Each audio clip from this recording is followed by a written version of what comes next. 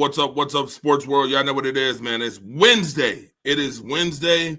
And of course, when it's Wednesday, y'all already know it's world-class Wednesdays right here where, sports talk is phenomenal around here. I got my guy, Marcus the Alphabets, in the building. You already know who I am. Andre the Torch Robinson. Of course, you know who he is, too. Mr. Coffee Talk himself, Mr. Friday Night Alphabets Football Talk Show, and a whole lot of other things. Not as much as you. Not as much as you. You're the one doing hockey games and stuff. You're the one doing hockey games. I don't do hockey. You be doing hockey, football, University of Buffalo.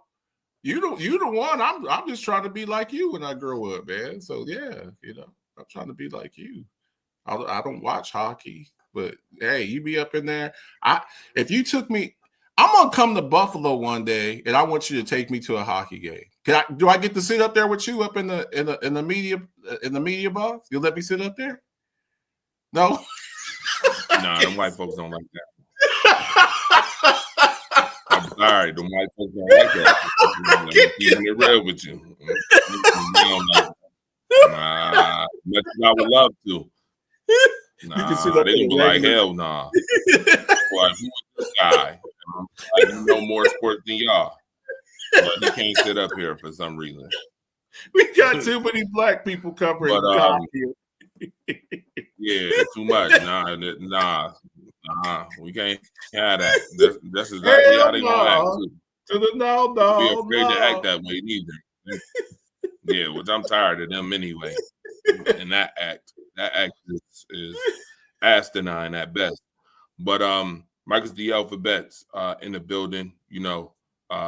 Not only is Marcus the Alphabets just a co-host, a brother, but he's someone who also lets me know about certain things.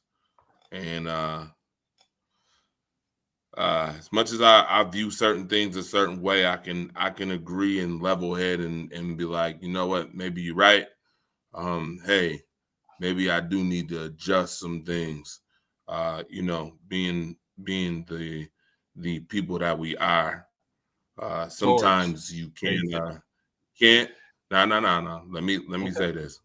Okay. Sometimes you may have good intentions, but perspective and perception is another thing. You don't want people to perceive what you're doing as something else, and I could totally understand that. At first I told Marcus respectfully, I don't give a damn what y'all think about what I got to say, but at the same token, you have to, because some people don't just read what you say.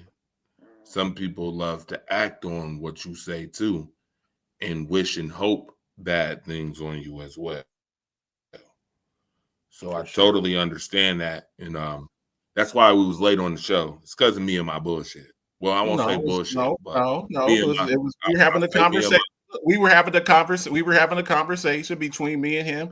As iron sharpens iron, so does another man sharpen another man. I get sharpened up sometimes too. It's all good, man. But we're happy to be here. Sorry we were running a little bit late. It's been a crazy week. I've had some stuff going on in my life. People who need to know, they know what was going on with me. I had to make a little trip, but we're here. We enjoy doing this, bringing y'all the latest and greatest in sports news, sports debate, sports talk, and all that good stuff. So sorry for being late, but we can do what the hell we want to do. Bosses can do Hey, hold on. Some of y'all I know believe in a parallel universe, right? Let's keep it funky. Sometimes you shouldn't talk so much. I get it. Sometimes you should take certain things. You can't give everybody everything, right? Totally understand. There's something that I want to kick off this show about. I'm not trying to do the coffee talk, Marcus. That's your brand, your thing, even though you told me I should take a day and I should do something similar to that. I get you. It's in the works. But this is something that I need to bring to your attention right now. Right now, first and foremost, right off the jump. See how me and Marcus spent a whole half an hour talking about something that actually I needed to, you know what I mean? I needed to clear my chest up off about, and he gave me some insight on, right? That's what we call impactful conversation. It's some of y'all, and I don't want to swear on the show, but there is some of y'all. Mama Bats is watching. I'm talking about in general. Some of y'all love to get distracted off of the main thing you should be looking at right now and the big focus of things right now. So it brings me to my conversation about this whole Stephen A. Smith and Serena Williams and her husband coming on the show, billionaire flaunting his wealth around, white man flaunting his wealth around on the show. Stephen A. Smith. I am not a big fan of Stephen A. Smith at all. And we all know that we have been revoking his black card for the longest of time. Willie D. Did you see what Willie D? Did you see what Willie D said about him? Yeah. He was saying some really bad stuff about Jasmine Crockett too. And Willie D. We're gonna get to that. Okay. He's a moron for the stuff that he said about Jasmine Crockett. But we ain't talking about Jasmine Crockett. We talking about specifically this Serena Williams and her husband thing real quick. Stephen A. Smith, you are making us look very bad. Number one, you're making us look bad because you don't know how to shut the hell up, and you always got something to say that's just stupid as hell and asinine as hell. Against the culture. But as much as against the culture. But as much as Stephen A. says dumb shit, stupid shit, annoying shit, I'm really starting to question the culture in itself too. You folks have so much time and energy to hate about Stephen A. talking about how much energy you give an ex to, how much energy you give an ex and he not married and he shouldn't talk about marriage. Yet, I don't catch y'all with the same energy for that orange-faced fuck and those opposers that's out here trying to take black lives every single day, trying to oppress and stick it to black cultures and other cultures alike. I don't see no energy for that. But you idiots come up and got all the energy in the world for Stephen A. Smith. To me, you guys are freaking hypocrites. You talk about energy and what somebody shouldn't have energy for and what he shouldn't say. We get it. He's a moron. We get it. We've been questioning his black guy. We get it. He does not speak for Black America. We get it. He does not speak for Black men in there too. Throw Jason Whitlock in there too. Yeah, and Whitlock too. None of them speak for Black America, Black culture. We know what they are. They are people who are willing to shuck, jive, and dance to make a dollar. As a black man, and then call it progression when it comes to black people. I get it. We see it. But you love to be distracted by other shit when your main focus should be on this orange-faced goofball and these opposers and oppressors who doing all this shit to make the world a bad place. And I don't see no energy for that. But y'all got energy for Stephen A. Smith? Respectfully, shut the fuck up. Respectfully, you're no better. And I went and looked, by the way. This is not me just saying it.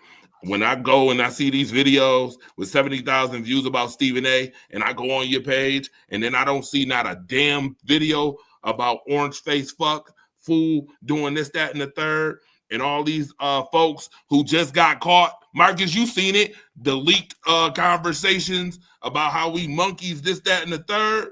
We the gas chambers. Yeah. Y'all, where y'all energy at for that? Huh? Y'all gonna stand up for that? Y'all gonna say something about that? Y'all got all these goofy ass videos about Stephen A. and marriage and talking about an ex and energy, but ain't got no energy for that. What's up? I'm starting to question y'all manhood, for real, or your womanhood. I'm starting to question y'all.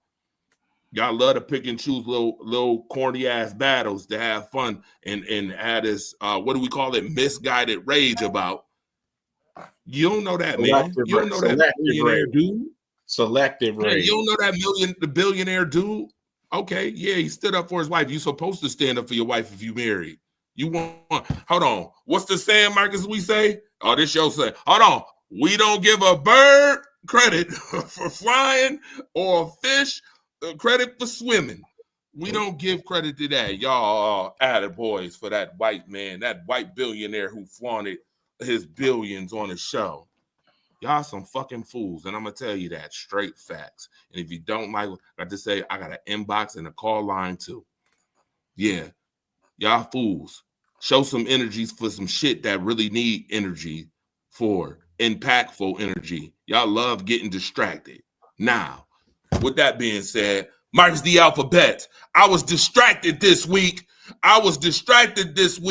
By a couple of teams play this week, Marcus the Alphabet. And you know it's about to get real combustible in this joint because we're going to welcome y'all to the fire hall where we have debate topics and debate conversations. And you know I'm going to start this thing out guns a-blazing. Make sure y'all like and share the show. This is where real sports come into play. All right? Marcus the Alphabet. After what you've seen this week, I need to know from you and everybody else, and I'll interject after you, what division is the toughest division in football?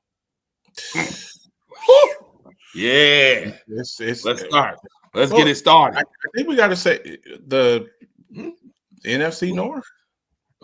NFC North. Oh, it's the North?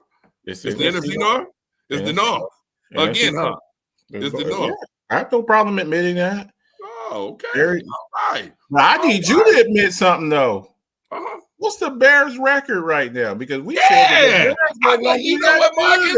You know somebody told me that the Bears were not. Hold on. I give you know what?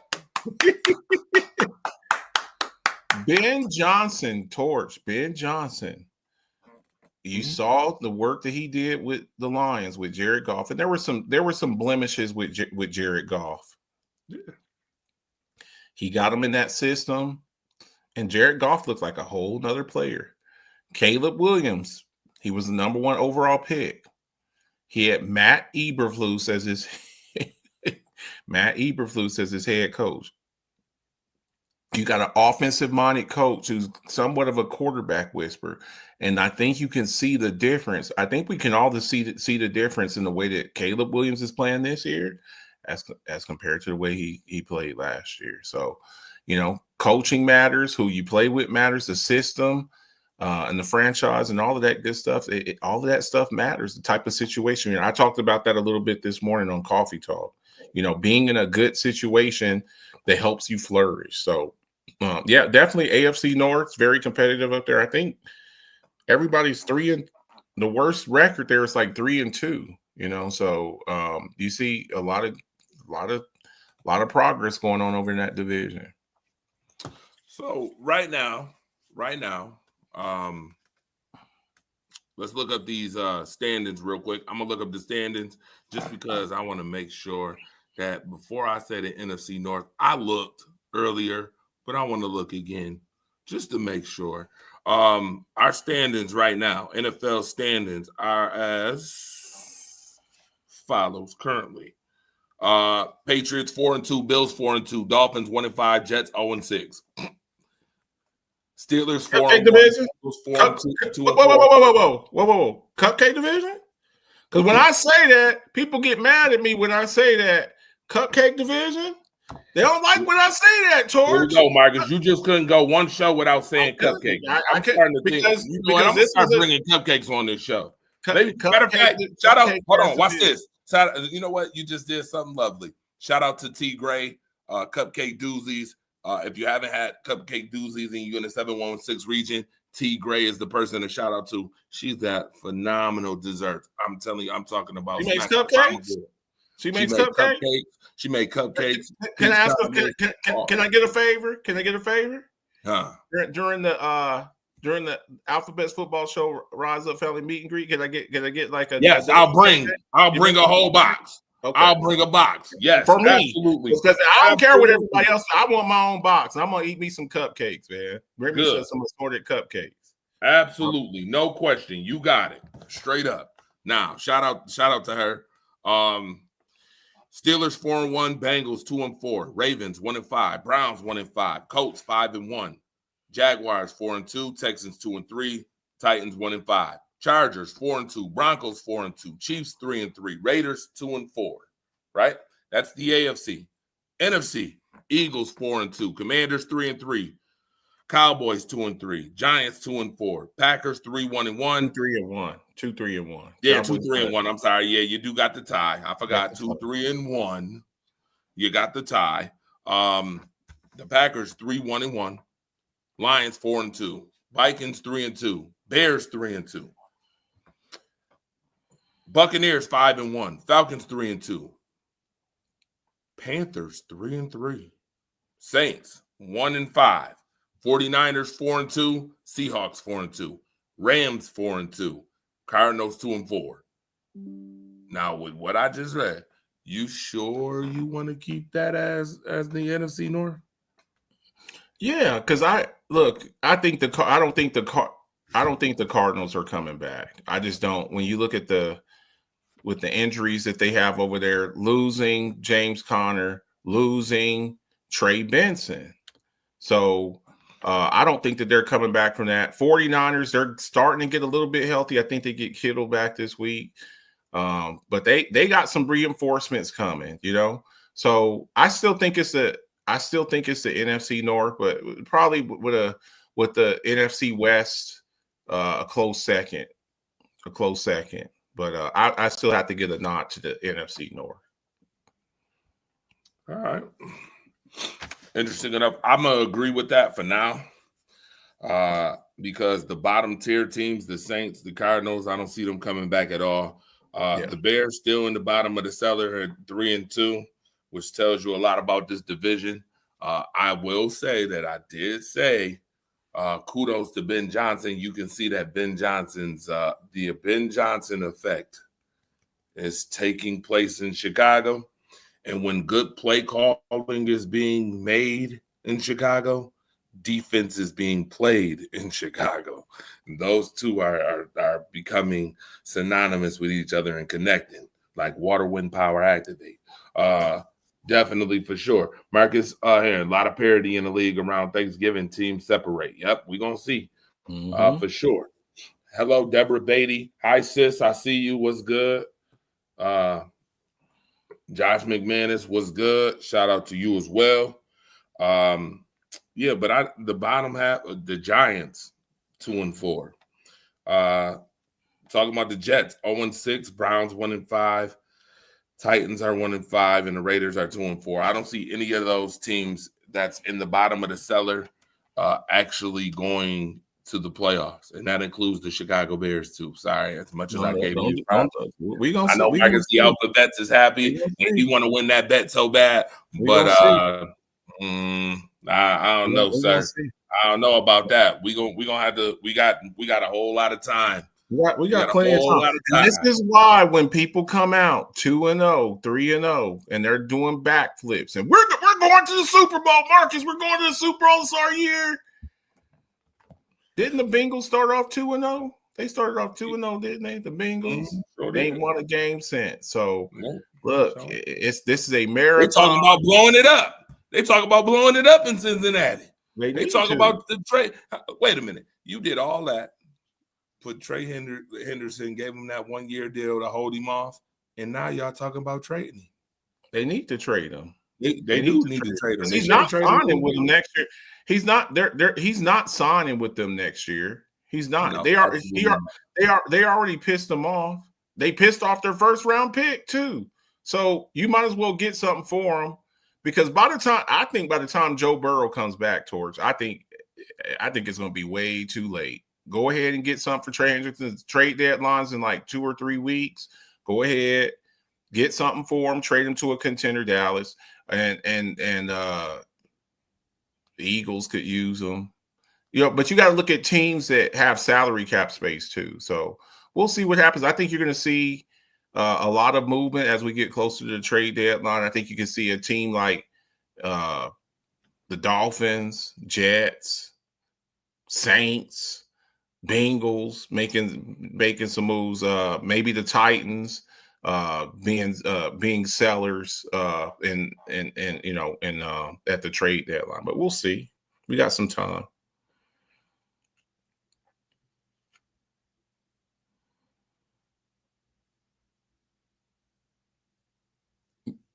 We got some time, all right. Some of y'all teams don't got no time. Let's be clear. Don't be all nice and cool. Oh, some teams got time. First and foremost, number one, no. Some teams don't have time. Some of y'all season is already up and it's 6 weeks in. And I'm just being real. No trying to be nice. I'm not being nice whatsoever. It's time to be real. Speaking of not being nice.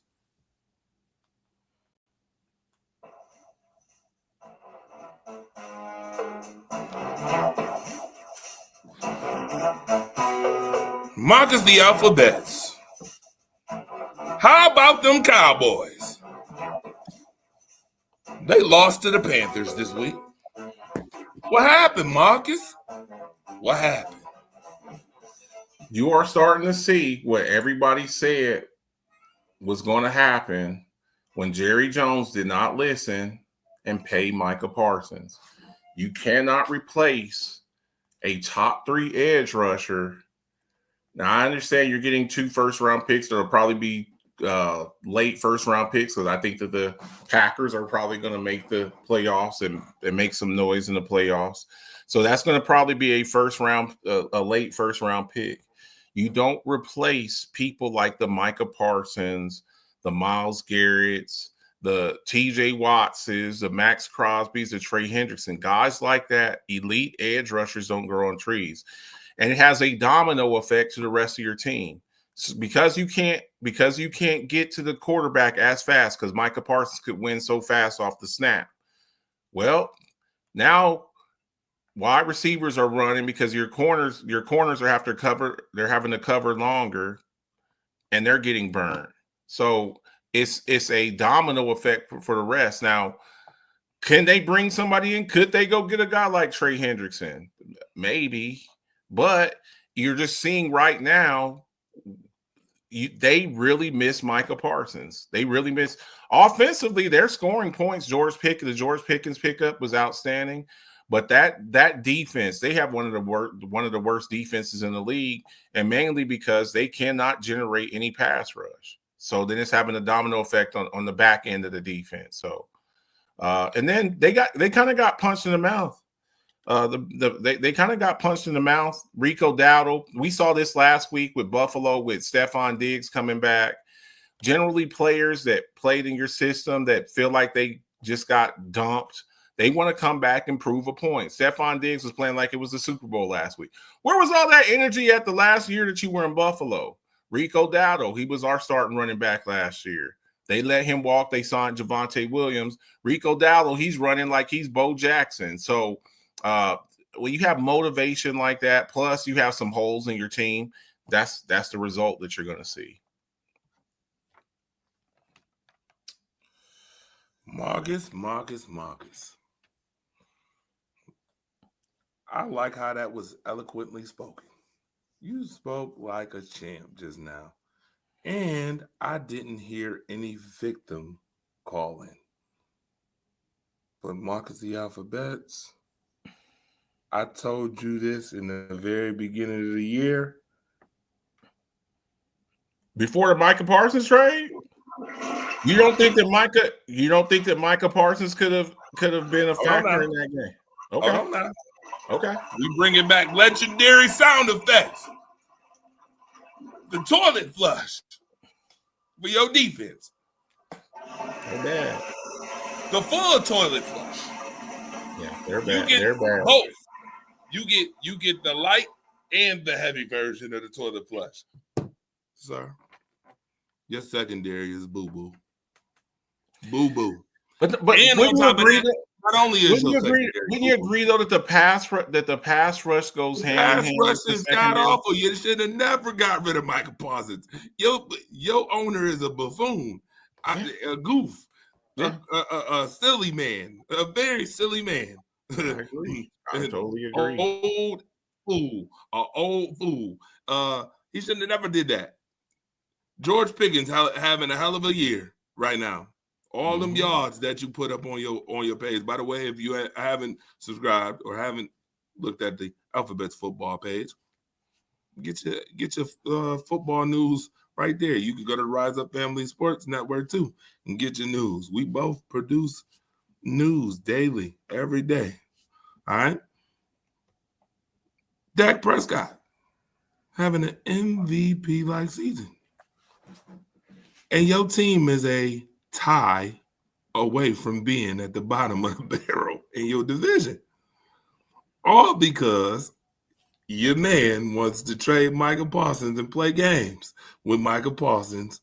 And your secondary is boo-boo shit. Trayvon Diggs, garbage. DaRon Bland, dumpster juice. I mean, come on. I just got to be real about this thing. You guys are looking like the Cincinnati Bengals. That's fair. I still have faith in Bland, and I got a little bit of faith in Diggs. I think part of it too is the system they're playing. Eberflus likes to play a zone coverage. Neither one of them are zone corners. They're both man press cover corners. That's what they are, and they're not playing that type of defense. I think you're kind of starting to see the decline of Trayvon Diggs with those lower leg injuries that he's had. You can see that he doesn't have the same type of speed. I mean, was it Luther Burden a couple of weeks ago when they played the Bears when he just ran past them, just ran right past them? Luther Burden made him look like he was a bird in the check. Luther Burden's a rookie. He ran past him like he was standing still. That when you start having those lower leg injuries, I think it starts sapping some of your athleticism and mainly speed for a corner. I would like to see them playing a little bit more, man to man, but we'll see. Eberflus, I think press man. You want to play press man? Yeah, they need to play a little bit more press man. Because with the zones, these wide receivers are just running into these zones wide open. So. And then without the pass rush too, they're just having all day. You got Chet McMillan just running down the field wide open, and then you can't stop the run either. So it's like pick your poison, man. A death by 1,000 paper cuts or a sledgehammer to the head. It's still death. One of them's just a little. One of them's death to you. Yeah, death to you. Yeah, so you choose how you want to go. So yeah, they got a lot of things that they need to fix. But I will say this: the bright spot or the good news, if you're a Cowboys fan, is they have the second most salary cap space now, and they're armed with 4 first-round draft picks over the next 2 years. So if you want to go out there and somebody's available, a Trey Hendrickson, you call the Raiders. I don't know. They just re-signed him. But Trey Hendrickson, Bradley Chubb from the Dolphins, Jalen Phillips from the Dolphins. There's guys out there that could be had. But do you want to mortgage? Do you view yourself as a playoff contender right now? Because to go get a Trey Hendrickson is probably going to cost you a second-round pick. And then as soon as you sign him, you're gonna have to give him a new contract because he's on the last year of his deal. So they got a lot of decisions that they got to make here by the trade deadline in the next 2 or 3 weeks. Okay. All right, Marcus. All right. We're gonna give you a little pass. Just I hear you rocking. Tough, man. It's tough. It was hard today. I feel you. You're rocking. But if you want, hey. How many people right now believe that I could get Marcus the Alphabets on this World Class Wednesday show if I wanted to go pull out some peach crown right now? How many people believe I could get him to pull it out? How many people believe it? because I'm sure this next thing that I pull, the next question, while y'all welcome to the fire hall, is going to get Marcus to pull out his peach crowd. And you're going to see a whole different side. Marcus being real nice today. I see his demeanor is real nice and cool. But as soon as I say, Marcus, the Bills are circling the wagons again. Hold on. Losers are 2 straight. What's making you shout about the Bills, Marcus? Some of this stuff, you could see it. And if y'all watch Coffee Talk, I talked about this. I think it was either Monday or Tuesday. And I tried to tell y'all weeks ago, I was having debates with people when Derrick Henry was running up and down the field. And I said, you better tighten up that run defense. Oh, no, Marcus, we won the game. It doesn't matter. We should be undefeated right now. You see, when teams see certain weaknesses in your team, those offensive or defensive coordinators, they look at that and they like, oh, we see something here. They can't stop the run. Oh, their cornerbacks aren't that good. Look at what Derrick Henry did. You cannot tell me by looking at that Atlanta Falcons game, and you kind of escaped with the Saints. You played a whole half. The Saints aren't that talented, though. The Falcons got 4 guys on their offense that are first-round picks. Drake London, first-round pick. Bijan Robinson, first-round pick. Kyle Pitts, first-round pick. Drake London, first-round pick. Bijan Robinson had 170 yards and had 9 yards to carry. How much yards did Drake London have? He had 100 and some change. 158 yards. 158 yards, averaging 17 yards a catch, right? 16. Okay, I'm sorry. 10 catches. It don't matter. Still. You can the whole Derrick Henry thing. When I was telling y'all that, and you were a punch out, and look, he punched the ball out. Derrick Henry was averaging in the first half of that game 14 yards carry. Doesn't matter, Marcus. Doesn't matter. We won the game. Doesn't matter at all. We won. We okay.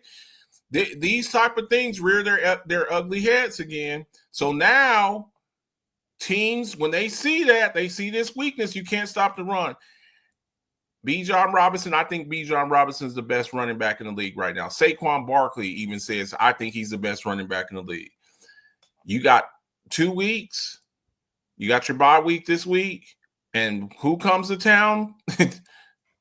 You just saw Rico Dowdle. He just ran for 170 on Dallas. And guess what? They get Chuba Hubbard back too. What do you think they're going to try to do to Buffalo when they play them?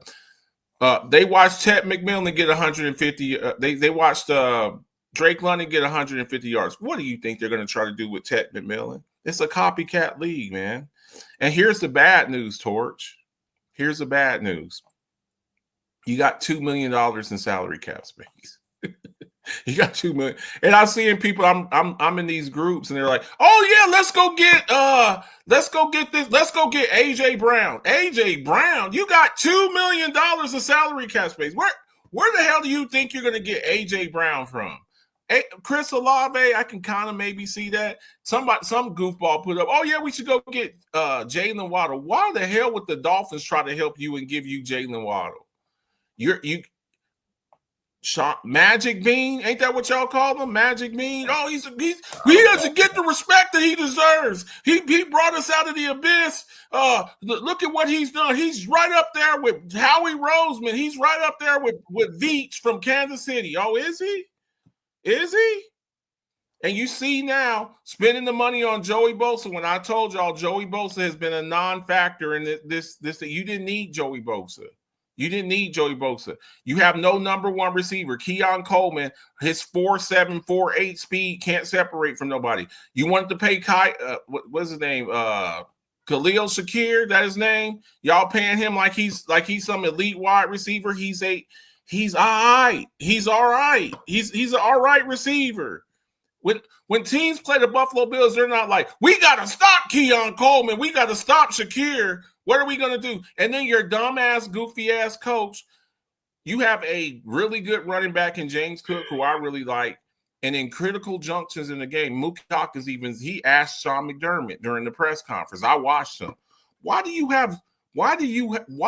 hell do you have Ray Davis and who's the other cat? The big Ty Johnson. Why the hell are they in the game in critical junctures of the game? Oh, we'll have to look at that. This ain't that hard, bro. You get the ball to your best players. James Cook is the second best offensive player on your team. That's coaching. And that's why Sean McDermott needs to be fired. He's in over his head. Do you have any faith whatsoever, Torch? Buffalo will probably win the division, maybe. It ain't written in the stars no more because now you done waited because you had your window and you didn't let the Patriots take over the division. They're in first place right now, and they're a game ahead of you because they beat you head to head. And guess what, Torch? The Patriots got salary cap space. They got salary cap space because their quarterback in second year, third year. They ain't paying no quarterback, so they got a lot of salary cap space. They're the ones that's got the room to go get a guy like AJ Brown. And let me just tell you something. Don't we have a sex call? Call your shot. I'm gonna call my shot right now, Torch. I'm gonna call my shot. You ready? If AJ Brown goes to the New England Patriots, you will not win that division this year. You will not. What y'all wanted? 5, 6, 7 times in a row? 5, 6 years in a row? If AJ Brown goes to the New England Patriots, that reign of you all winning the AFC East, that crap is over. Because AJ Brown in that division against y'all's corners would have a field day. They beat y'all without him. If they went and got him, you got Stephon Diggs on one side and AJ Brown on the other. That would be. Y'all remember Players Club when he told Jamie Foxx's character to get out the office? He goes, "You don't get out of here, it's gonna be trouble." If AJ Brown goes to the New England Patriots, it's gonna be trouble. So they better fix it real quick. What you got? Mark of the Alphabets, you was being real nice about that, but let me read this comment real quick. Marcus Herring said AJ Brown only counts $800K towards the cap this year. McDermott gives Brady the rope to do this thing. Brady has to answer for his play calls. Okay. Let me respectfully start off this diatribe by saying, y'all still circling the wagons? I need y'all to stop saying that. Do y'all even know what circling the wagons mean? To keep saying that phrase? You guys do yourselves a disservice by even saying that mess. Number one. Number two. Secondly, you do circle the wagons. Y'all pull this stunt every year, and it's the same thing over and over again. Over and over and over and over again. Losing games you should win. This is why, Marcus, go back and quote me a couple weeks ago when we had the power rankings conversation. I literally said, I will not put the Bills at number 1 until I see them. We're the best team in the league. Give us some respect. We're the best team in the league. You better stop. Stop this now. Don't you start that. Give us our respect stuff. Don't you start that. Don't give us our respect. We were on Hard Knocks and Josh Allen's on Madden. Give us our respect. Okay. First and foremost. No one gives us our respect. First and foremost, I would have 86 that whole documentary. We did not need 60 plus years. We did not need a documentary to tell us 60 plus years of failure and playoff failures that has been a hard knock life for the Buffalo Bills. You didn't need the documentary to tell you that. Okay. All you needed to do was listen to Jay-Z's song, play it in the stadium. We know it has been a hard knock life for the Buffalo Bills for 60 plus seasons. Okay. That's number 1. 2, secondly, when I mentioned those jerseys, folks was like, oh, are you saying they lost because of the jerseys? No, what I'm saying is that I'm starting to see a pattern in which the Buffalo Bills are starting to believe the hype. Their hype. And their hype stinks because you keep circling the wagons. If you're going to believe a hype, then you got to change the pattern of what you're doing. Because obviously you ain't won shit with Josh Allen. at quarterback. You ain't won shit with John McDermott. You've been in the playoffs a couple times. But if that's what y'all standing for and that's y'all ceiling, then so be it. Say that's y'all ceiling and y'all like circling the wagons. Stop this bullshit, making it seem like every year you guys are going to do something outside of that, because for what I've seen for 8 straight seasons is the same shit.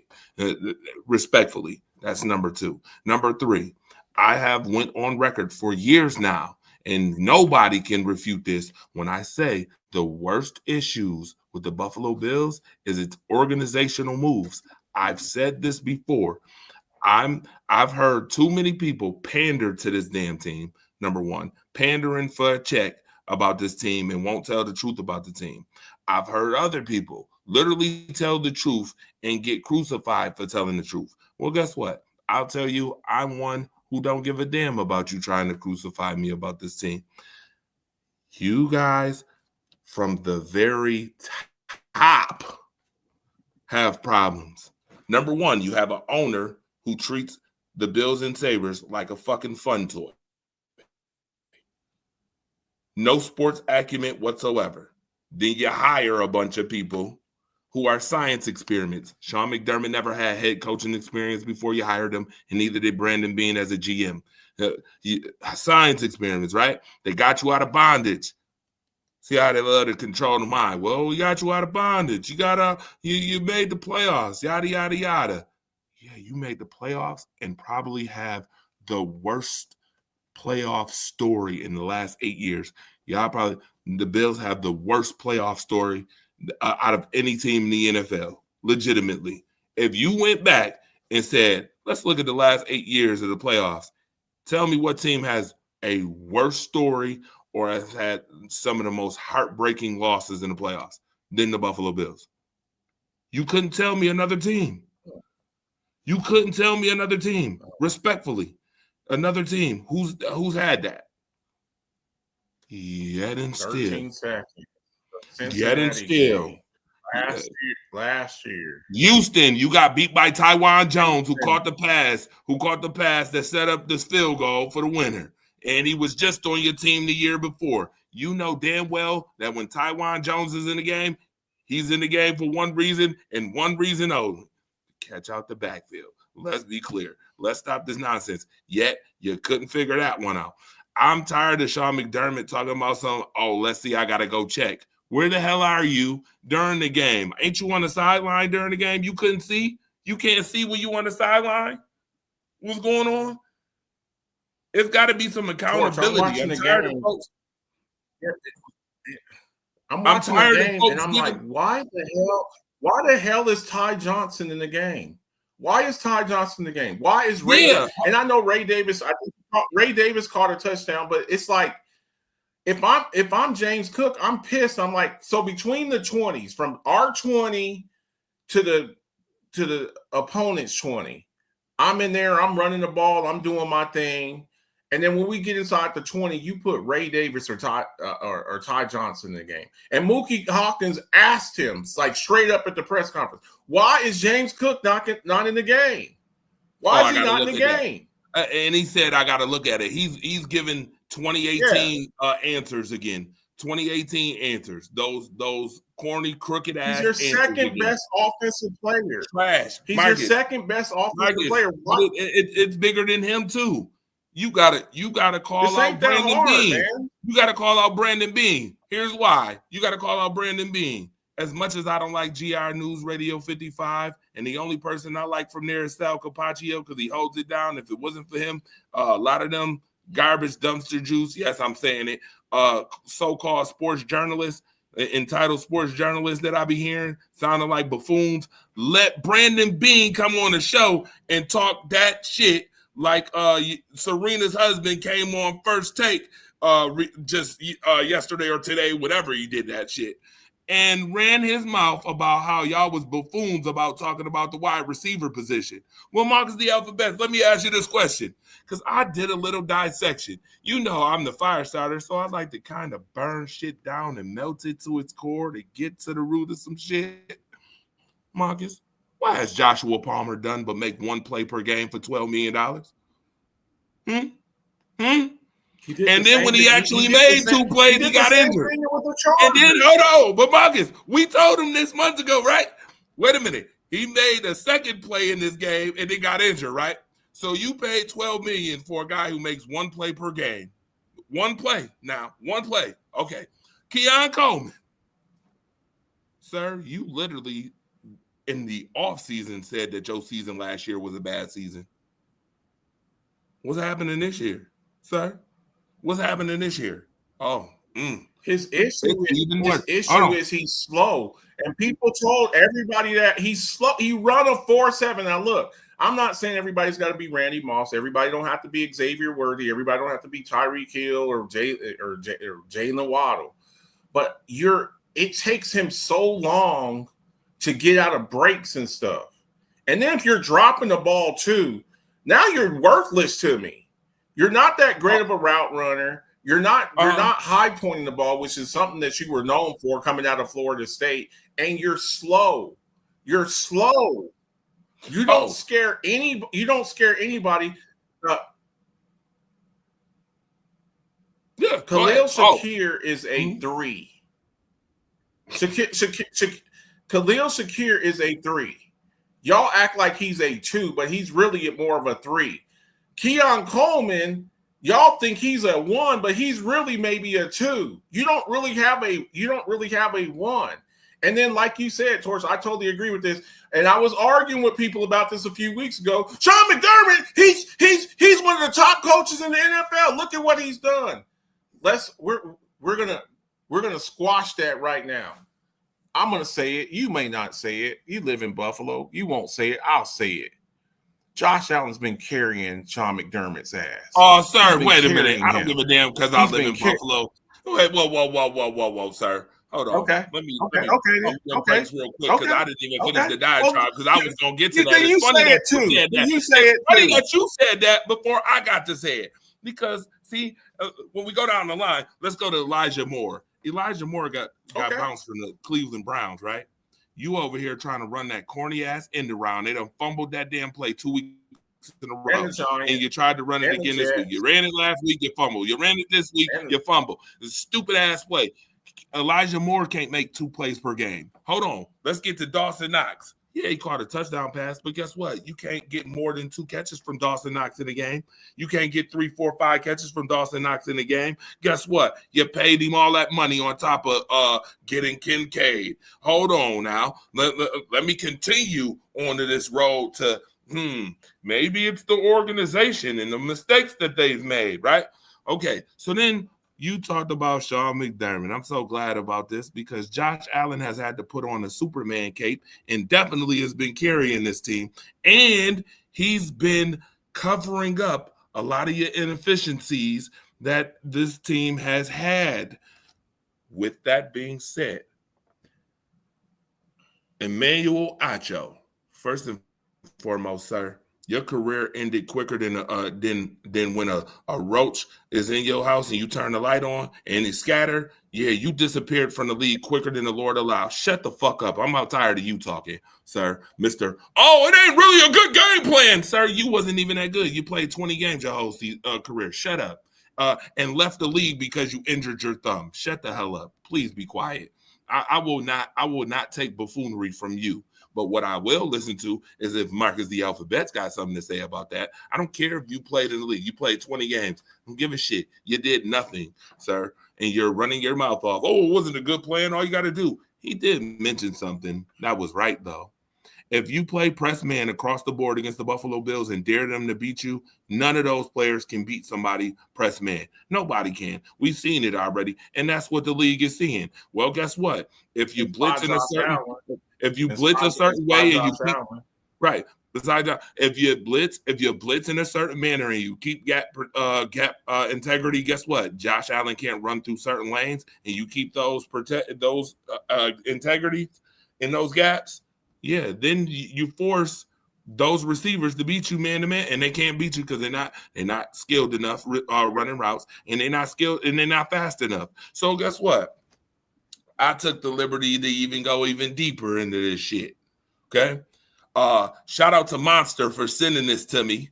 By the way, yesterday he sent me something, And I was like, damn, it speaks volumes to what I've been talking about with this damn organization, right? Look at the last 3 years drafting. 2023, Alex Austin, 7th rounder, Nick Booker, Justin Shorter, Dorian Williams, Osiris Torrance, Dalton Kincaid. 2023. Which one of those players is a game changer, Marcus? Which one of those players is a game changer? I really wanted Osiris Torrance. We went and got Luke Schoonmaker. No. Don't answer the question. Don't dance. Osiris Torrance, Marcus. Which one of them is a game changer? You gotta build your offense. I thought Osiris Torrance. I said game changer, Marcus. I like Osiris Torrance. Game changer, Marcus. Ain't no game changing offensive lineman. I'll tell you who wishes they did have that. Let me tell you who would love to have Osiris Torrance right now. Who would love to have Osiris Torrance? The Cincinnati Bengals. I bet you they would. I bet you they would love. They would love to have. So Osiris Torrance. Torrance. I love Osiris Torrance. He was an All-American guard coming out of Florida. So I would say I'll give him credit for Osiris Torrance. Okay. All right. 2024. Travis Clayton, Daquan Hardy, Tylen Gabriel, Javon Solomon. Yeah. I don't even got Cedric Van Ganger. No. Ray Davis, Dwayne Carter, Cole Bishop, Keon Coleman. Nothing. Okay. Here's the thing, Torch. Here's the thing, Torch, that people look, hindsight's always 20/20. We do draft shows. Me and you've been doing draft shows for 6 years together, 6-7 years. Yeah. You moved down when there were other receivers available and moved out of the first round. I think you moved out of the first round and you gave your first round pick to Kansas City, who drafted Xavier Worthy. You moved now. I don't think you really needed an Xavier Worthy. He's 165 pounds, and I know a lot of people are complaining, but you gave the ammunition. I would trade with any other team, but Kansas City. Any other I would trade with all the other 30 teams besides Kansas City. The other 31 teams, I would trade with every team. If Kansas City called me and I'm Buffalo, I'm hanging the phone up in their face. I'm hanging the phone up in there. Don't call me. Don't call. Don't call me. Don't call me. You can offer me 5 first-round picks, and I'm still not trading with you. The same team that has busted your ass 4 straight times in the playoffs, and you're making trades with them? For real? 4 straight times and you're making trades with them. That's nearly as bad as Dallas trading Micah Parsons to the Green Bay Packers, who just busted your ass. And even if you make it to the playoffs, which you probably won't, you're probably going to have to see Micah Parsons in the playoffs. You don't do that. I'm not trading with – that was one of the dumbest moves. I'm not even saying move back, but there ain't no way in hell I'm trading with Kansas City. No damn way whatsoever. One of the dumbest things. You should be fired alone just for that, for trading with Kansas City. You should be fired for that. Goofy shit. You should be fired for that. So now, 2025, Caden Prater, Chase Lord, Dorian Strong, Jackson Hawes, Jordan Hancock, Deion Walker, Leighton Jackson, T.J. Sanders, Maxwell Harrison. Has Maxwell Harrison played the game this year? Maxwell Harrison ain't played not one damn game. And once again, they had the opportunity to talk about safety play when you got Cole Bishop, who can't wrap up a taco, who can't wrap up a burrito. You got Taylor Rapp, who can't rap. He can't rap on a microphone, let alone wrap up a tackle. He can't wrap nothing up either. And you had the opportunity to get a game changer in Nick Inamori from Ohio State. You didn't grab him. And you could have got Maxwell Harrison in the second round. You can't draft in the first round. Your first round draft choices have been boo-boo shit for a couple years, a lot. at least 5 out of the 8 years. You done drafted first round. Will Johnson too. Could have got Will Johnson too. Who we got Will Johnson. Yeah, I mean, this is the same GM. Got him. Used to playing in the cold. Played at Michigan. I don't even think he went in the first round. You could have got him there. Well, we got Maxwell Harrison because he ran a 4.29. Yep, because he was the fastest. Yeah, that was a pretty pick. That was her big thing. We got the fastest corner in the draft. Yep. Can he play? But we got the fastest corner in the draft. But can he play? But we got the fastest corner in the draft. And let's just keep it above. Kentucky corners ain't really known to be that great. We just saw Boss Man Fat, Kelvin Joseph, a couple of years ago that they were really high on. He ran really fast too. Now I think he's a rapper now. So we got to start calling people the carpet with stuff. And people, look, I understand he'll always get the credit for drafting Josh Allen. He'll get the credit for. Better be lucky he panned out too. You better be lucky he panned out. Yeah, because you also pass up the opportunity to draft Patrick Mahomes. We can't dismiss that either. So slower than a turtle. I think you're talking about Keon Coleman. Look, Jerry Rice wasn't that fast, but Keon Coleman, when I watch him run, I'm just like, damn, that dude is slow. Damn, that he is painfully slow, just slow. It takes him so long to like want. I almost, and this is going to sound crazy because I think he's on your practice squad. I'm almost tempted to move up Gabe Davis. What do you have to lose? At least I know Gabe Davis can run. Now he only runs 3 routes. And he's either 3 for 18 or 3 for a $160. But the one thing you do know about Gabe Davis is he can run. He's a deep threat. He's a big, tall, fast dude who can get down the field. You need some juice like that in your offense. Because they need to go ahead and keep Poyer in because I'm tired of the safety play is god awful. It's trash. Let's be clear. Let's stop these games. The safety play is garbage. Straight boo-boo cheeks. It may be one of the worst in the league, and I'm just being real. I'm being real about it. But these 3 drafts, tell me I see a whole hell of a lot of misses on this damn draft. I've seen nothing out of these 3 years. That's not including the Cody Ford pick. That's not including Kaiir Elam. That pick, we're not even going there on those. We haven't even gone there on those. So all I'm going to tell you is, and then you paid Dawson 15. Then you turned around and paid Von Miller all that money. Didn't get it done. Paid Joey Bosa all that money. Joey Bosa was supposed to make Greg Rousseau better. And we ain't seen Greg Rousseau nor heard from Greg Rousseau all year long. And yes, you got them cheeks clapped. And by the way, we do clap them cheeks on this show. And the Buffalo Bills is a definite top nominee for clap them cheeks this week for sure.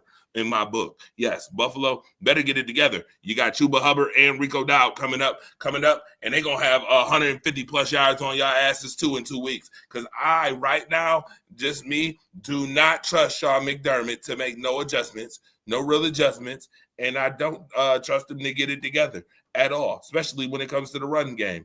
You have been getting your ass spanked in the run game for now how many seasons? And I've seen nothing come from you, Mr. Defensive-minded coach that you're supposed to be. And this is your friends you're playing, by the way. Let's not forget that they have this friendly thing going on with the Carolina Panthers because he has so much continuity with them because that's where they came from.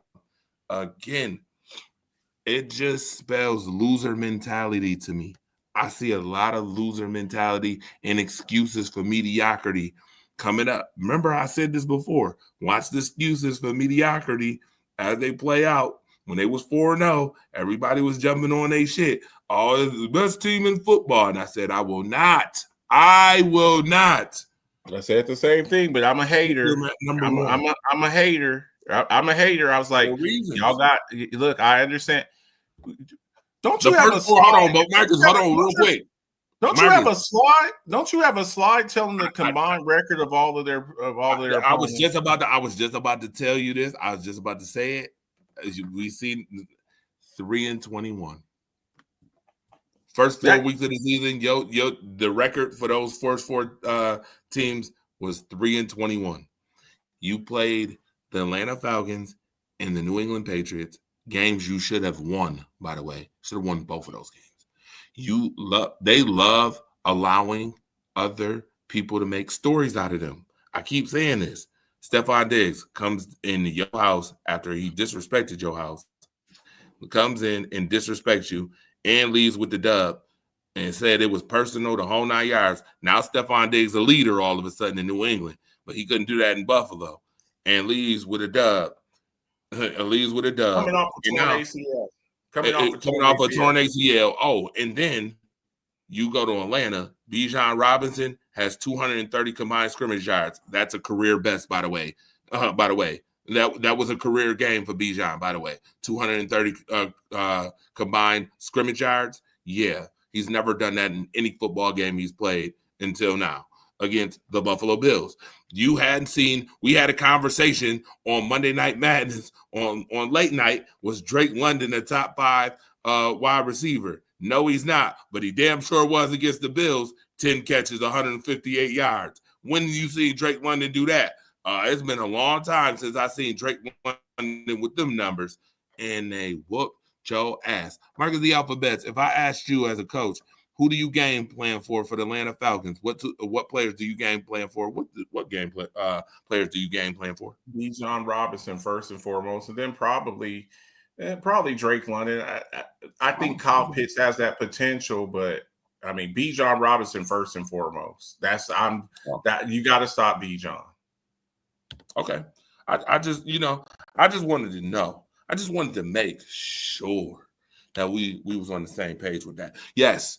So you got your ass whooped, and you better be glad that you got a bye week this week. But in 2 weeks, Marcus, we got a segment called Call Your Shot. Right? Hi, Deborah Beatty. Hey, Melissa. What's up? Y'all quiet today. Daryl, what's up? Why you quiet? Why y'all quiet? If they would have beat the Falcons more, you couldn't have told nobody nothing. Oh, man, we told you, Marcus. No, Marcus, I picked Atlanta to win this game, by the way. Did you? I told everybody at my job. Wow. Yes, I did. I told everybody at my job. I smelled the loss. When they was pandering the Bills gear, wearing all that Bill stuff, I said, what's that I smell? A loss. And they was like, oh, yeah, right. We ain't losing Atlanta. I said, okay, watch this. Watch Bijan have a game. Sure enough, what does Bijan do? Go out there and have a game. 81-yard touchdown run. Come on. Listen. Call your shot. Here's my shot. If y'all in 2 weeks got on to Carolina, and get y'all asses whooped, in Carolina, Carolina was projected to be a bottom 5 team this year. Carolina is 3-3 right now. If Carolina ends up having the same record as the Buffalo Bills after 7 weeks, I'm firing Sean McDermott. I'm firing him. I'm not waiting to the end of the year to know exactly what's going to happen at the end of the year, which is at this point, to be honest with you, they're probably right now looking at a 5 seed. Even if they win the division, they're probably looking at a 4 seed now. It's not written in the stars they win that at all. That they it's not written in the stars they win that division. Right. It's not written in the stars at all. But this is why I've already like Raven seen this already happen before. I don't need Raven Simone to tell me, bro, I'm firing him because guess who they got to play right after Carolina? What, Tampa? Kansas City. Oh, Lord have mercy. And Rashee Rice is back. He started practicing. He gonna play this weekend. Rashee Rice. He already served his 6-game suspension. You don't think Kansas City would like to get their lick back on Buffalo for losing like the past 2 years in the regular season? And the Carolina game that looked like a give me, that looked like a easy win. Carolina plays a physical style of football, and then now they got the 2-headed monster. And Canales has already said from here on, what we're going to start doing is we're going to do we're gonna split up the workload between Chuba and Rico, because Rico earned some touches. Rico was the starter in Dallas last year.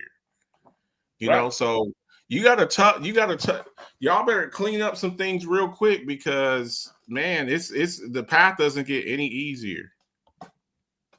Nah, the path not getting easier. I'm telling you right now, if they 4-3 like the Carolina Panthers,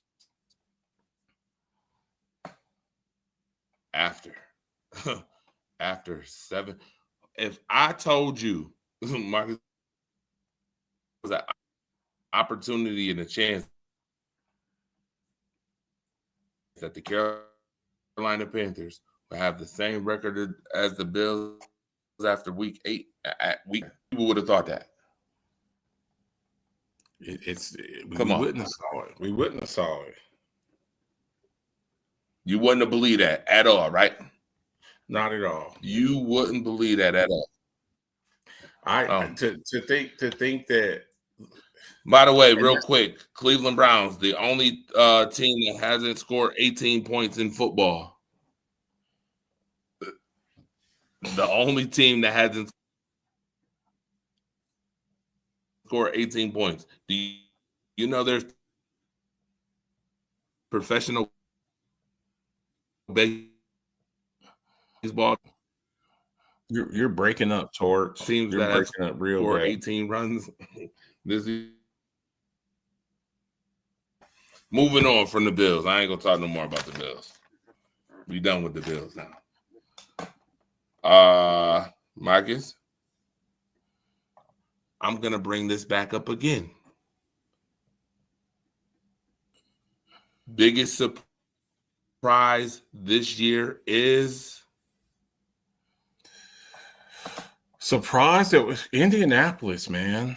I think with Indianapolis, I never saw this coming. I mean, look, we can sit up here and I knew that this was going to happen. I never thought that Indianapolis and the restoration project with known as Daniel Jones, aka Indiana Jones, what they've been able to do over there. You see the reemergence of Jonathan Taylor. He's running good. And Daniel Jones looks really good. He looks really good. I never saw this coming.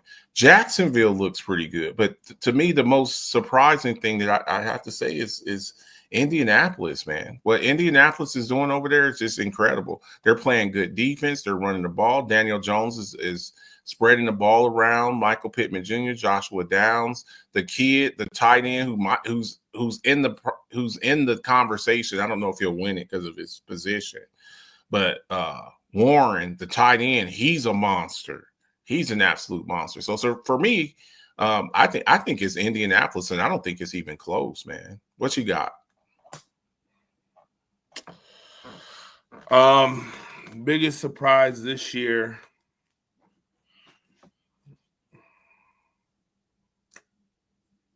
Baltimore Ravens. Yeah. I didn't say it had to be a good surprise. Yeah. But the Baltimore Ravens are the biggest surprise this year to me. Not only are they the biggest surprise, but they're the biggest losers this year. Disappointing. Very disappointing. Very disappointing whatsoever.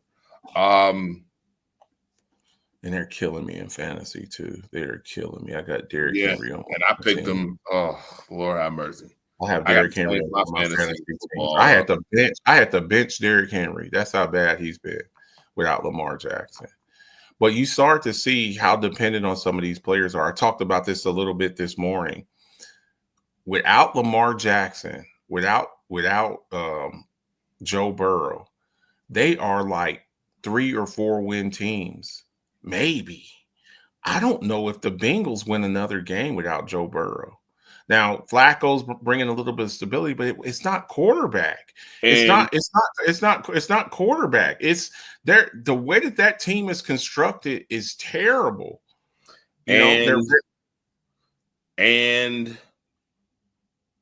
I wouldn't reactivate Joe Burrow for the rest of the year. Hell no. Hell, he was scheduled to miss 12 games. 12 games. I wouldn't even if we come back and we're 2 and 10, 3 and 14, 3 and 12. I'm not bringing Joe Burrow back to that crap. I'm gonna be like, look, this season's lost. We already talked about this a little bit. I'm trading Trey Hendrickson before the trade deadline. I'm gonna try to get something for him, and I'm trading now. Yeah, the trade deadline's in 2 or 3 weeks. I'm trading him and getting whatever I can for him, and I'm gonna roll Joe Burrow out there and let him play. Some of the younger kids, like Shamar Stewart, their first round pick, I'm gonna let him play. He's gonna get a lot of, and some of these kids, they're gonna get battle tested, and we probably won't win any more games, but next year they'll have some experience going in, and then next year needs to be a very heavy defensive draft. Very heavy. Like their first 3 or 4 picks needs to be on defense or offensive line. That's all the things. You don't need to draft no running backs. Need to be defense. Don't draft no running backs. Don't draft no wide receivers. Don't draft no tight end, no nothing. All, offensive line and defense. That's all that y'all need to draft. That's it. Maybe that's it. Yeah, those two. In the trenches. In the trenches. Yeah. O-line, defense line, corners, linebackers. That's it. Edge. Yeah, that's it. Absolutely. What team is the best, Marcus? Seattle, Tampa, Indy, Pittsburgh. Man. Tampa. And when you look at Tampa, we also have to talk about front runner for the MVP right now. Look, this changed every week. I know somebody will come up. You said Baker Mayfield. Baker Mayfield go out and go throw for 20 interceptions. You in week 6, you said Baker Mayfield, Marcus. As of week 6 today, week 6 going into week 7, I would say right now the front runner for the MVP is between Baker, Goff, Dak Prescott. Dak Prescott ain't going to get it because of the Cowboys' record. Dak Prescott's actually, I think he's playing a little bit better than Baker, but the record doesn't indicate it.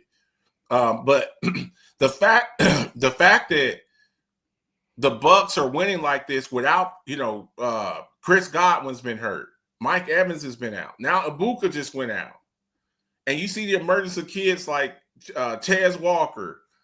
Bucky Irving gets hurt. Then Rachaad White comes in. He's doing work. Sean Tucker. So the Bucs, I really like what the Bucs are doing. And when they get healthy again, their 3 wide receiver set, they're going to be a problem. You're the 49ers. I'm calling the Bengals to ask for Trey Hendrickson.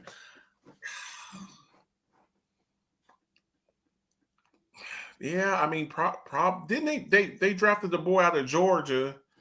49ers issue, they're just hurt. They're hurt everywhere. Now they do get back Kittle this week.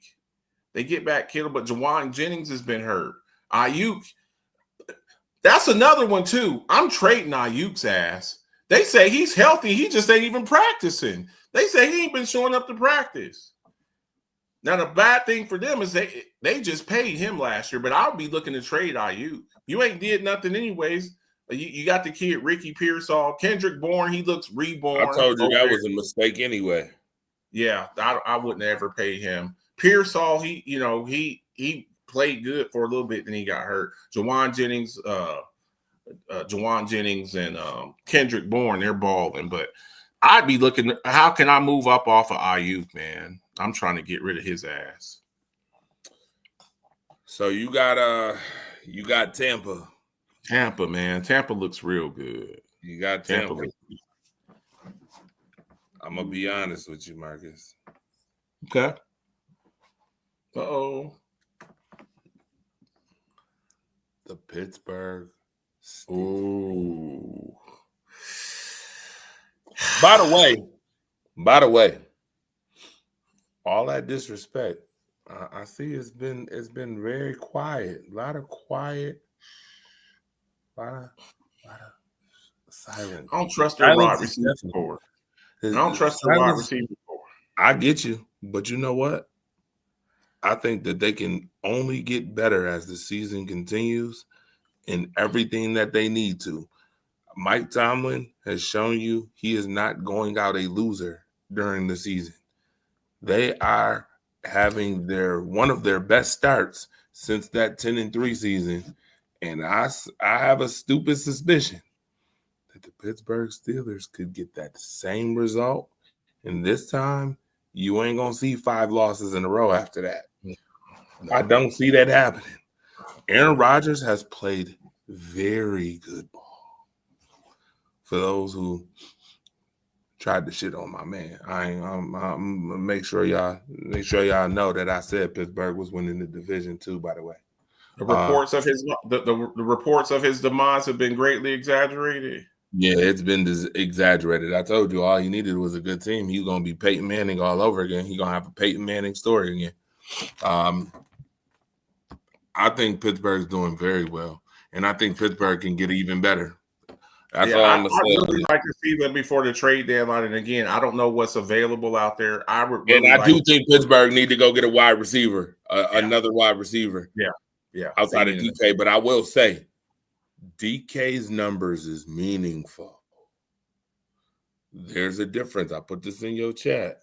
There's a difference between garbage yards and empty calories, and then meaningful yards and reasons why your team is winning.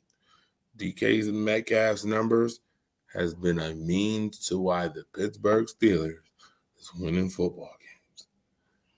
Watch out. Now, all I'm going to say is watch out. Let them go get another receiver. I told y'all this before. They go get another receiver. Pittsburgh could very well make a deep run in the playoffs. Yeah.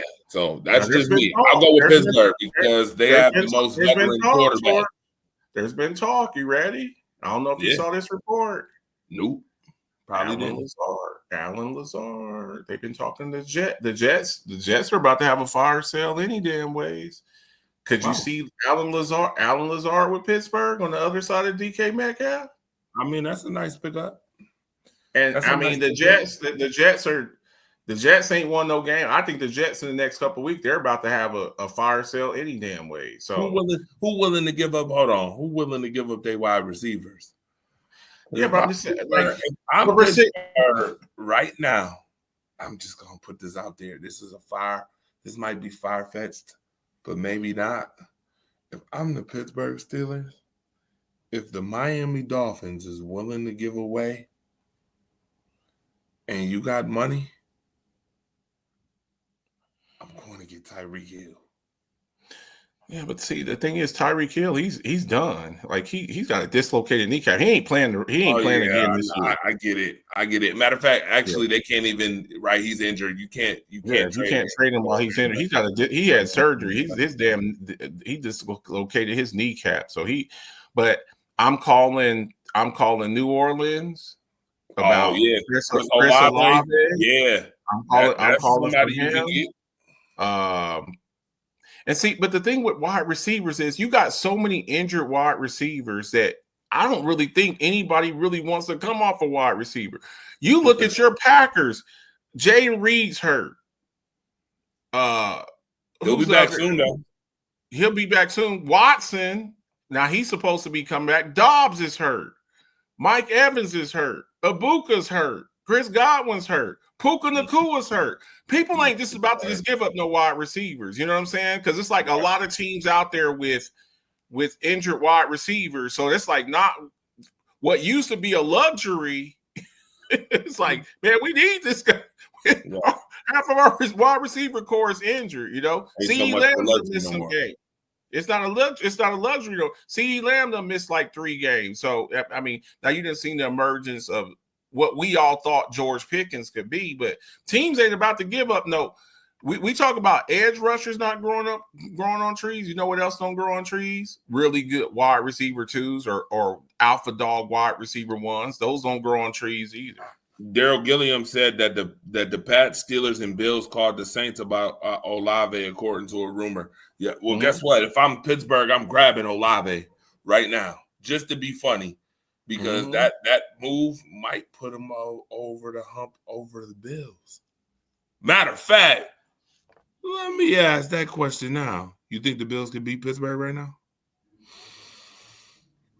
As presently constructed, like today, if they played today, no, because I'm looking at here's the bad thing for Buffalo, and when I say this there's no hate here. That these last two games have really exposed major weaknesses with the Bills. Who has a better pass rush than the Steelers defense? If Atlanta could put pressure on you, who scares you on Atlanta's defense? They came so exotic. I think Atlanta took New England's playbook on defense right from the playbook. That's what I'm saying. We looked at last week and said, "Oh yeah." Mm-hmm. Now they looked at that and was New like, England's "Yeah, got Milton. Get them." New England brought over Milton Williams, and they got a good shutdown corner in Christian Gonzalez. But you look at Pittsburgh, you got TJ Watt screaming off the edge. You got Alex Highsmith screaming off the edge. You got Cam Hayward pushing the pocket in. You got their first round pick, who's probably going to be Cam Hayward's heir apparent, and Derek Harmon. You got Patrick Queen, who's probably going to be spying Josh Allen. No, I don't. And then here's the other thing with Pittsburgh. They can run the football. They can run the Oh, and they secondary ain't bad neither. You made Michael Penix look like Dan Marino.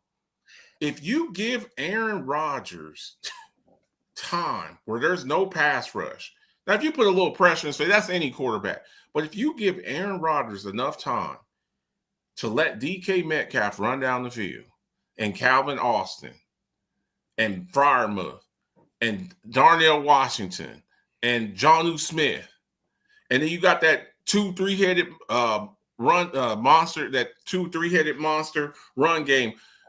If I'm Pittsburgh, let me tell you something. And I told Mona this, and she agreed with me. I'm starting Kenneth Gainwell over Jaylen Warren. I'm starting Kenneth Gainwell over Jaylen Warren. So, no, I don't think so. And then here's the thing, too, Torch. If this playoff started today, Pittsburgh would win that division, so they get a home game. You think Buffalo's going into Pittsburgh and beating Pittsburgh in Pittsburgh? No. That's what I'm saying. Here's the reason why. I'll give you 3 reasons. Joey Porter Jr. is back. Darius Slay. Jalen Ramsey. All in the same secondary. That ain't fun for nobody. And it hasn't been fun for nobody all year. Ramsey's totally taking Keon Coleman out the game. He's totally taking, because that's who would be covering Keon Coleman, a bigger receiver, bigger, slower receiver. I think Jalen Ramsey could run with him down, and he would be very physical with him. I'm putting Joey Porter Jr. on Shakir. It's not a good matchup. I don't feel like. And then Patrick Queen is probably spying Josh Allen. So all I can say, man, in the next 2 or 3 weeks, look, we're looking way, way, way down the road. You know, there's a lot of stuff. Hell, we're in week 6. We still got 11 games left to go. But in the next 2 or 3 weeks during this trade deadline, if I'm Buffalo, whatever faith that y'all have in Brandon Beane, he needs to do something here in the next couple of weeks, because as presently constructed today, Buffalo would not make it. Buffalo would not make it. They just wouldn't. And you look at some of the other teams that have some of the same issues, have some of the same things that hurt Buffalo. If you just asked me about Pittsburgh, if they lined up today, could Buffalo beat Indy? No. Hell no. Because they're the same. Look, you got to see Jonathan Taylor. Now you just saw what Bijan did to you.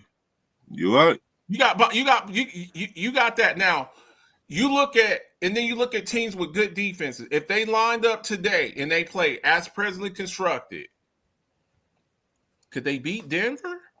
No. You You know who's leading the league in sacks right now, right? What defense is leading the sack? Denver. Monster. Like, you look at some of these things. You have got to do something to bring some juice to that offense because presently constructed. Now, look, I like James Cook, and I think if he's smart and he wants to keep his job a little bit longer, that they'll get some more touches to James Cook. But that wide receiver core, I'm trying to think of a team with teams with a worse wide receiver core than Buffalo. Ooh. Well, guess what, Marcus the Alphabets? I did a little digging. Uh-oh. I did a little digging. You know me. I told you. Who's got the worst wide receiver core? Who's got the worst? When I burn it down, when I burn it down, I'm not Seth Rollins. Okay?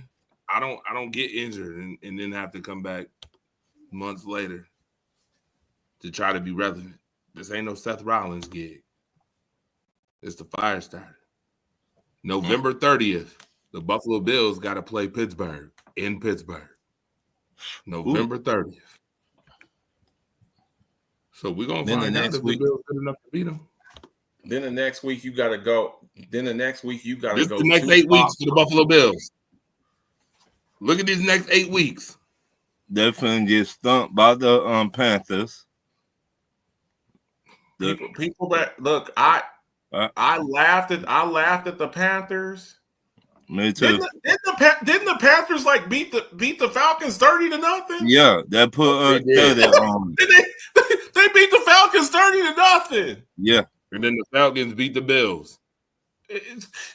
But because if I'm Carolina, I'm looking at that Atlanta game and I'm like, Chuba Hubbard and Rico Dowdle will have no less than a combined 50 carries in this game. That might put 200 yards. Bijan put up 170? Yeah. Bijan put up 170? Marcus, I'm with you, my guy. I'm with you. 60, hold on. And he had 60 in the air, too. Right. I'm with you. I've been saying 5 years they head coach. I've been saying it. I said this last week.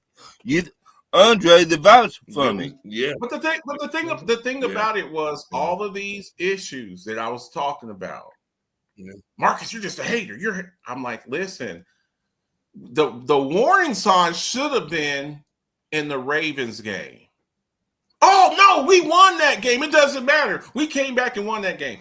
Then the second warning sign was the Saints game where they played like crap the first half, and the Saints had them on the road.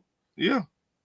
And you're overlooking these guys because it's like, oh, it's the NFC South. Now the Falcons are already beat you down.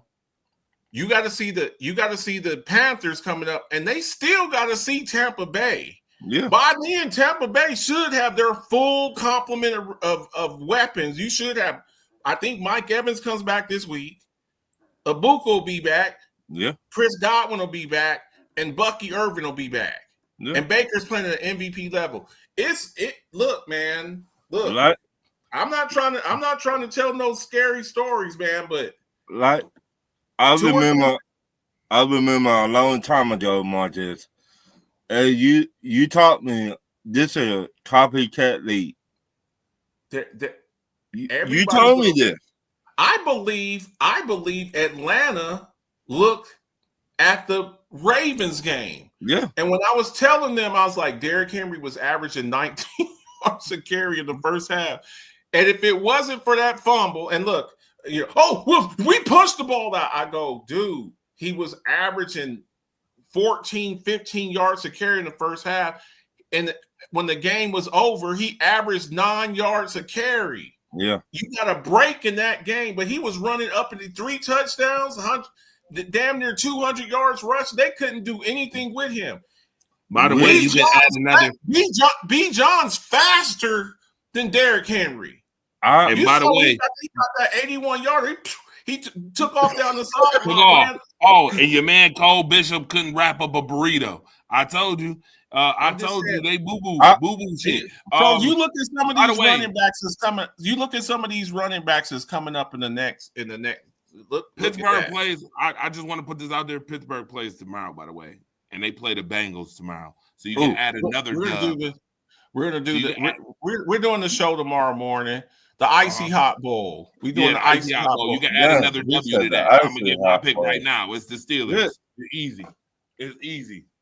The Icy. But you in the next few weeks, you got to see Chuba Hubbard, Rico Dowdle, Devon Achane. You got to see Woody Marks and Nick Chubb. You got to see Chase Brown.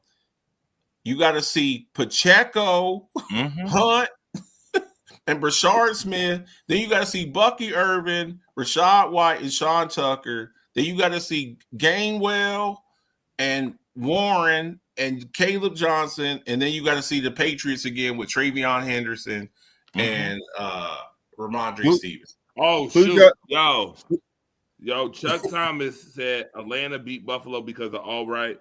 Atlanta had a great game plan, said Daryl. How about them Cowboys? Chuck Thomas said. Then he said, then Daryl said, is this an easy schedule still, or is the play of the Bills making the schedule tougher? Chuck Thomas said, Marcus, you done changed your tone on Baker. Biggest critic that called him a bust.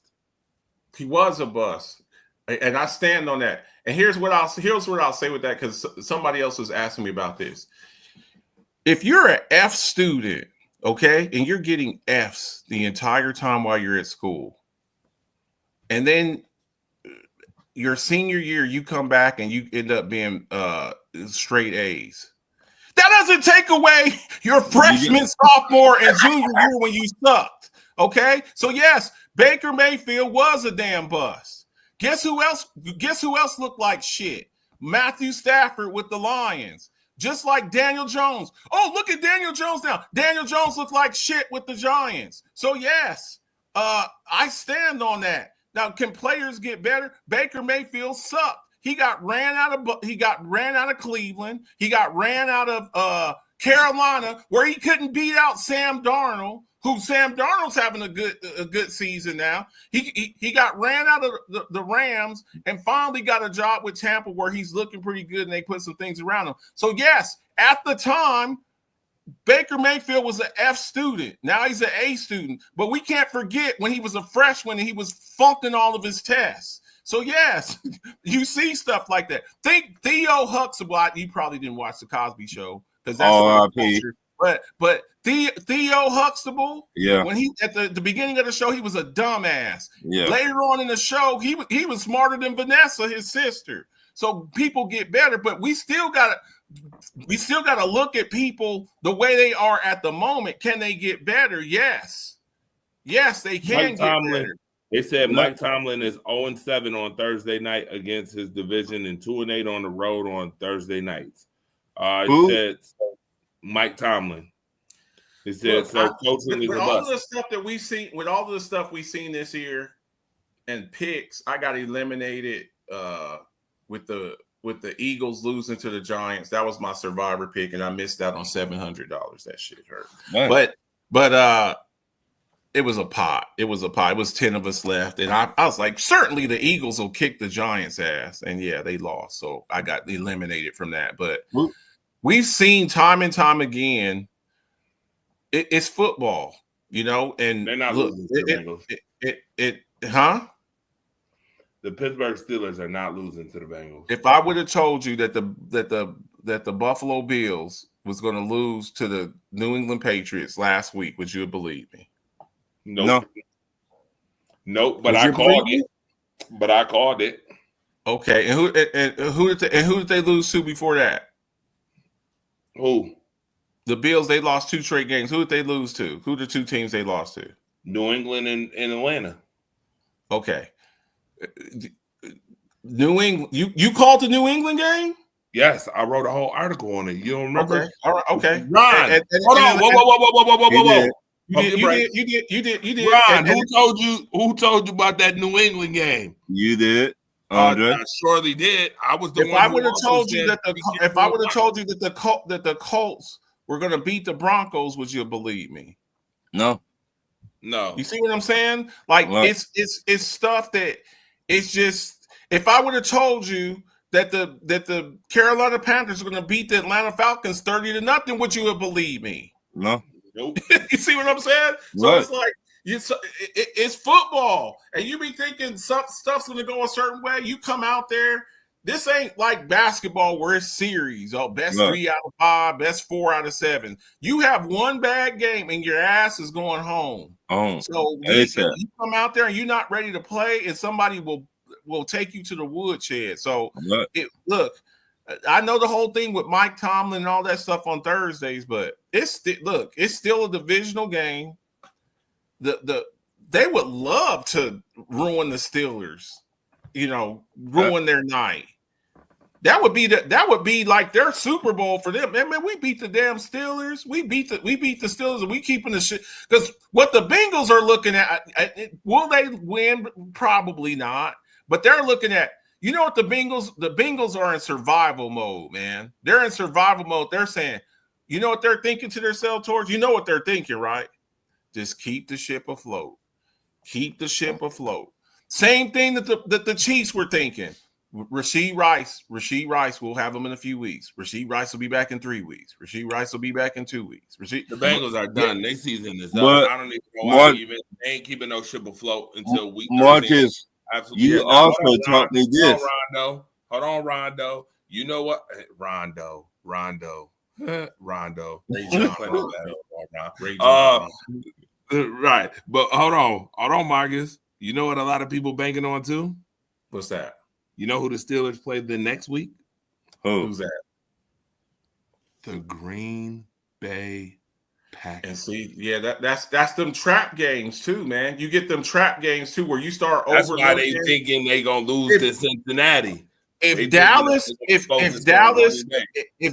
would have played Green Bay 10 times, if they played 10 times as presently constructed, how many times has Green Bay beat Dallas? 9.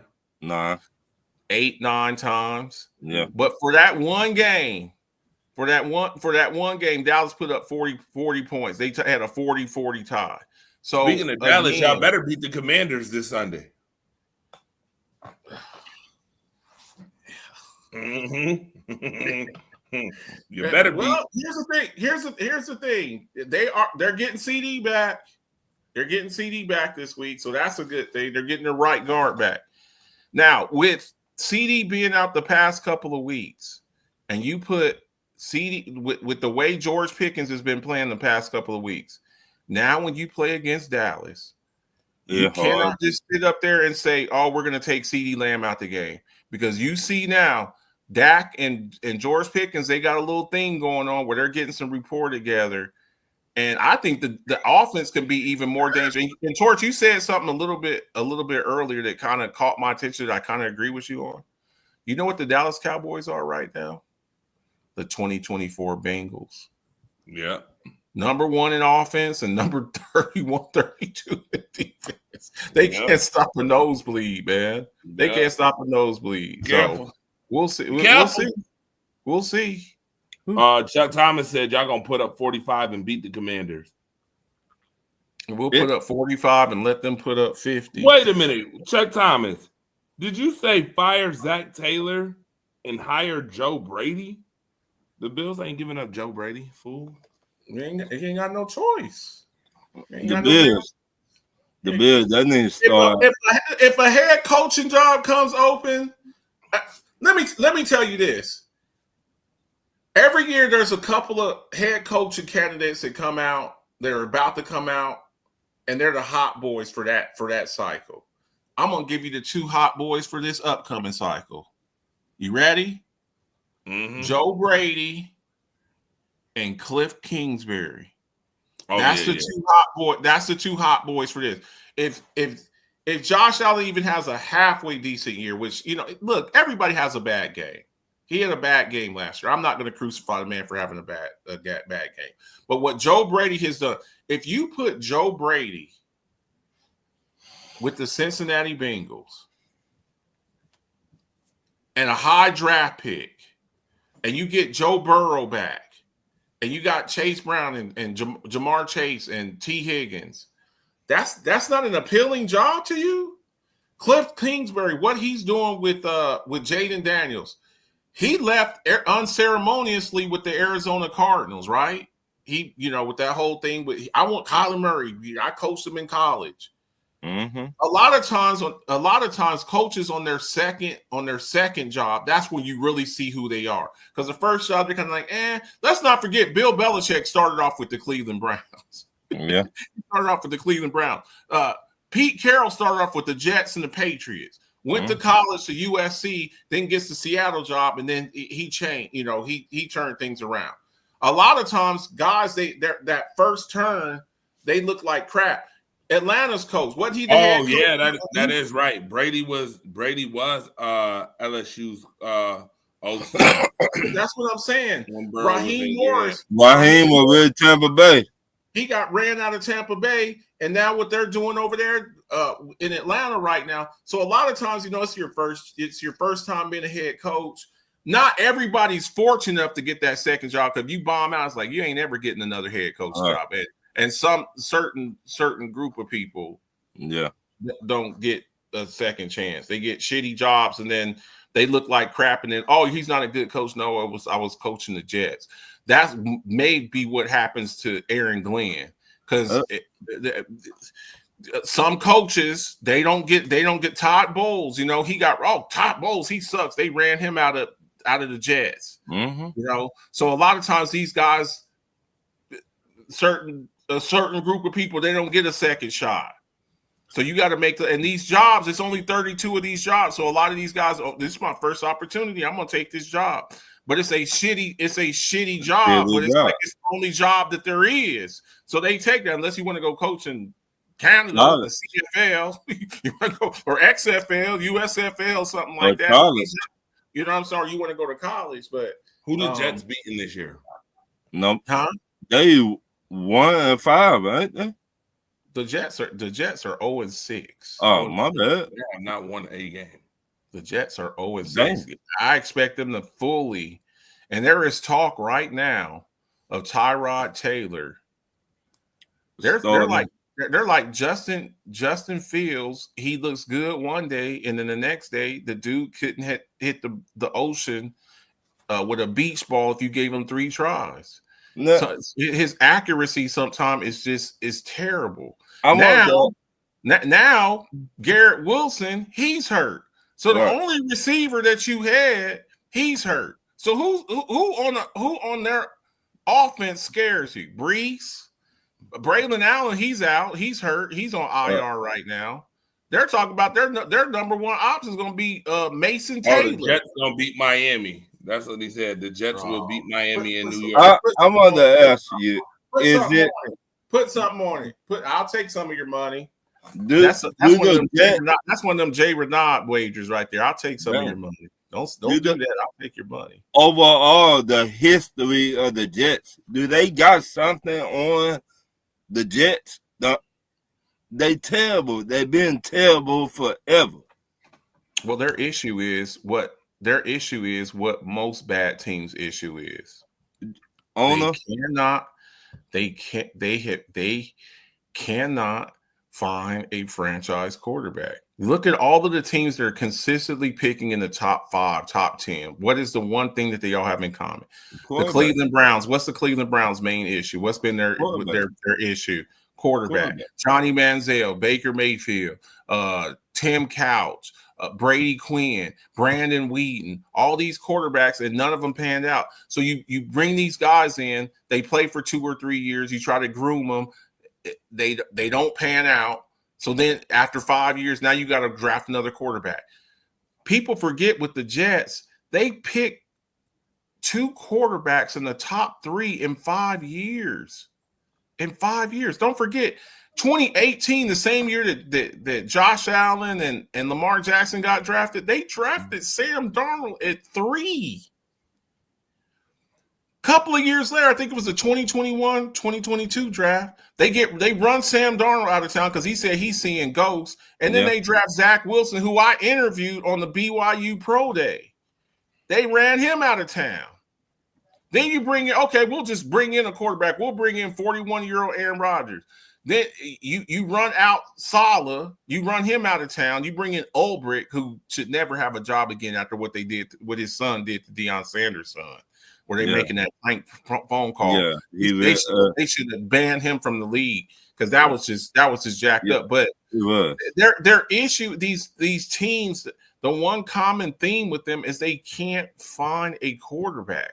If you in this league, if you can't find a franchise quarterback, you are at a competitive disadvantage. When you go into a game and you're going with Spencer Rattler or Tyler Shough, and you got to play Josh Allen or Joe Burrow or Lamar Jackson or Patrick Mahomes, you are at a competitive disadvantage. Matthew Stafford.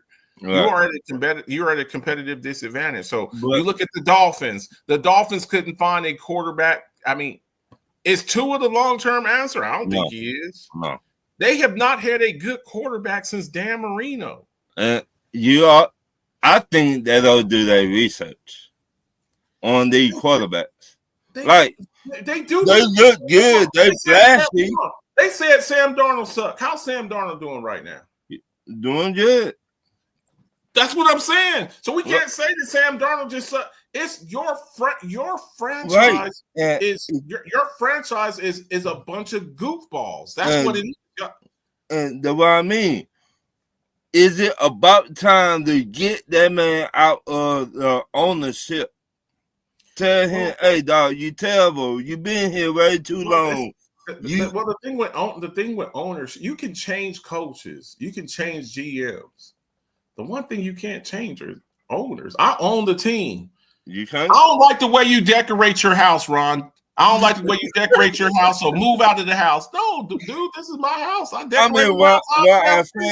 I said, Martin, it got to be some way to get that man. I'm saying there's not. I own the team. Trust me. You see that helmet up there behind me? I'm Jerry Jones. And unfortunately for us, he's the owner and the GM. Well, get rid of Jerry Jones. You can get he's the owner and he's the GM. He ain't gonna fire himself as GM, and he owns the team. You can't get rid of the owner. It's like, I don't like the way they run the business. Well, you can just not go to that business, but you can't say, well, if we're gonna fire the owner. I own it. Right. I own this. You can't fire me. I own McDonald's. I'm Ronald McDonald. You can't tell me that I own McDonald's. I know I'm being sarcastic, but with the owner, so when you have terrible ownership, it's just like you're stuck in this perpetual mess because it's like you got a dumb ass owner that you can't get rid of. You just can't. They own the team. It's sad because Al Davis at the end, with the Raiders, rest in peace. But it's like Mr. Davis, you shouldn't do that. I don't give a damn what you say. What was the owner for the Yankees? Steinbrenner. Y'all remember the owner for the old Cincinnati Bengals, old racist ass Marge Schott? Y'all remember her back in the day? Yeah. She was racist, calling people the N-word and stuff. I don't give a damn what y'all say. I own the team. Y'all are basically I own y'all. You don't own me. I own you. You don't own me. Y'all bunch of N-words. She owns the team. So it's a tough situation. A tough situation to be in. Right. Y'all, I'm about to get up out of here because I've been on the road. Listen, make sure y'all tune in tomorrow. Thursday night football breakdown. Myself and the Torch will be up. What time are we gonna go? 11 Eastern, Dre? Yeah. 11 Eastern. We're gonna break it down and make our predictions for that. We're going to do a Coffee Talk Alphabets football show mashup tomorrow. Make sure y'all tune in tomorrow, 10 o'clock Eastern Standard Time. Rise Up Unlimited radio show with Andre Torch Robinson and the Chocolate Girl Sharon Mullen. And then myself on Friday night, 10 o'clock Eastern Standard Time, and my lovely coach Ramona Die Hard. Make sure y'all do that. Make sure you get your merch. 27 short sleeve t-shirts, 37 long sleeve t-shirts, 52 hoodies. It's getting cold out. Get your hoodie, man. The wife likes to walk around in just her black panties and the hoodie. Let her borrow it, man. Put your little cologne on it or get you a couple of hoodies. Next week, I want to. Oh, damn, I was like, damn, I can't even finish my coffee. Like, damn, I can't finish my. He's like, time's up. Get off. You ain't got to go home, but you got to get the hell up out of here. You're supposed to be the DJ. You the bouncer. Last call. I remember back in the day, man, because I used to be snatching drinks. I'd be snatching drinks. Man, last call for alcohol, man. It's damn 1:55.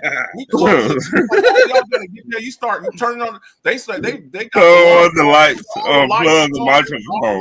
Y'all gotta get the hell up out of here. He's just gonna turn the album from me. He gonna Rob.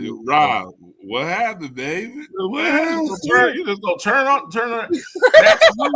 Next week we are going to do a mashup on Thursday. Torch, we had talked about this Thursday night, 10 o'clock Eastern time, because there will not be an Alphabets football show on Friday because I'll be out of town for my niece's wedding. So I'll be out the net. So we're going to do a show early. Myself, Torch, I don't know if Sharon's going to pop up. Mona will be there. We're going to do a show then. So appreciate everybody who came through. I'm losing my damn voice. It's scratched. I'm going to have to get me something to drink.